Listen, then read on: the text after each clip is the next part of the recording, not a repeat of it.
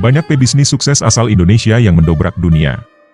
Cerita sukses para pebisnis itu pun beragam dari yang paling sukses hingga tak sedikit pula yang justru hancur setelah ditinggal perintisnya.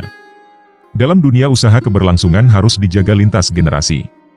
Maka, tak sedikit dari para perintis bisnis melatih keturunan atau orang kepercayaan untuk menjaga bisnisnya.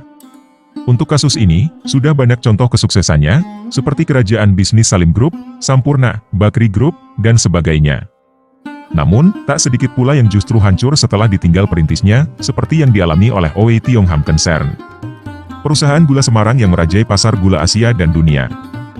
Oey Tiong Ham Concern, OTHC, adalah konglomerasi yang didirikan oleh pengusaha Tionghoa kelahiran Semarang, Oey Tiong Ham pada 1893.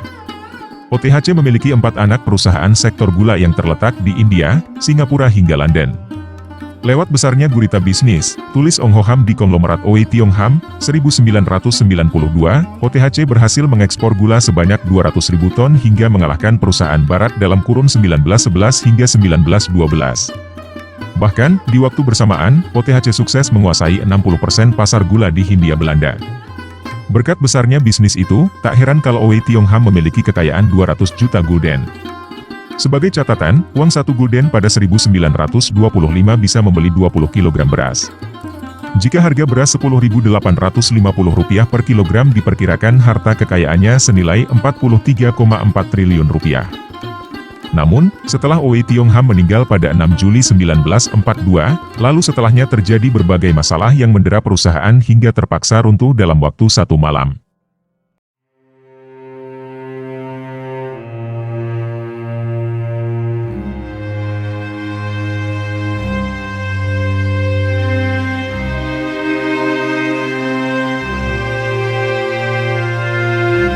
Cerita runtuhnya gurita bisnis Oey Tiong Ham Concern atau OTHC bermula saat para pewaris OTHC mengajukan tuntutan ke pengadilan Belanda untuk menuntut Bank Indonesia cabang Amsterdam.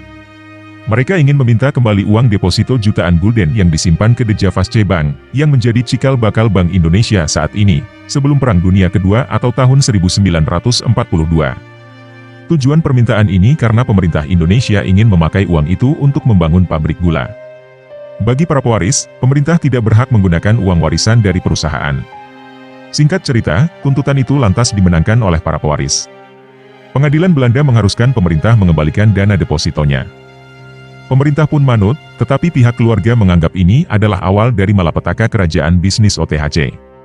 Pengembalian inilah yang menurut Oey Chong Tai putra Oey Tiong Ham mendorong pemerintah mencari-cari alasan untuk menyita seluruh aset OTHC di Indonesia, tulis Benny G. Setiono dalam Tionghoa dalam Pusaran Politik, 2003.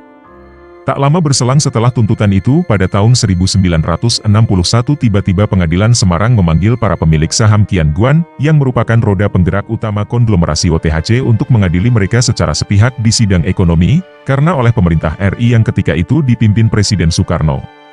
Kala itu oleh pemerintah RI OTHC dianggap melanggar peraturan tentang valuta asing. Namun karena seluruh pewaris Oey Tiong Ham tinggal di luar negeri sehingga tidak ada pembelaan sama sekali dalam persidangan pelanggaran peraturan valuta asing yang didakwakan kepada konglomerasi OTHC. Maka pengadilan Semarang akhirnya memutus konglomerasi bisnis OTHC bersalah.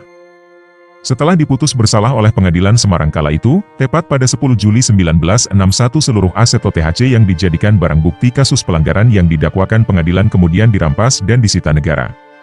Perampasan dan penyitaan seluruh aset OTHC yang terjadi dalam waktu sehari itu termasuk juga seluruh harta warisan Oey Tiong Ham yang ada di Semarang maupun di daerah lain di Indonesia. Dengan kata lain, seluruh aset OTHC dan keluarga Oey disita.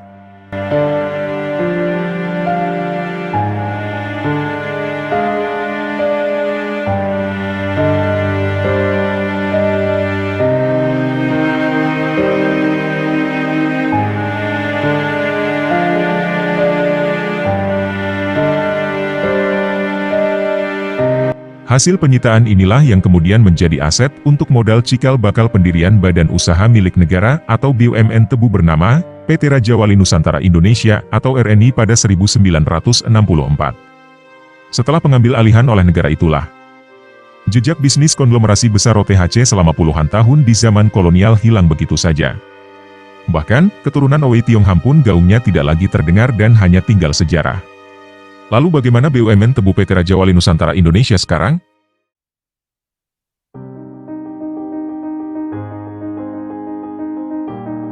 sebagai BUMN bidang perkebunan tebu, sawit, dan peternakan.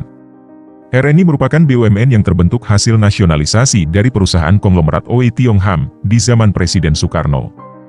Saat ini PT Raja Wali Nusantara Indonesia atau PT RNI sudah berusia 58 tahun.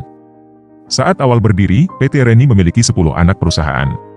Pada 2011 silam saja PT RNI menjadi sebuah induk perusahaan investasi dengan jumlah aset lebih dari 5,09 triliun rupiah per 31 Desember 2011 dan jaringan usahanya tersebar di seluruh Nusantara. Melalui 13 anak perusahaan dan 7 afiliasi, PT RNI mengoperasikan 48 kantor cabang dan 18 unit produksi terdiri dari 10 pabrik gula, 2 pabrik alkohol, 1 pabrik farmasi, 2 pabrik alat kesehatan dan 2 perkebunan sawit serta 1 perkebunan teh dengan total keseluruhan karyawannya lebih dari 7.401 orang.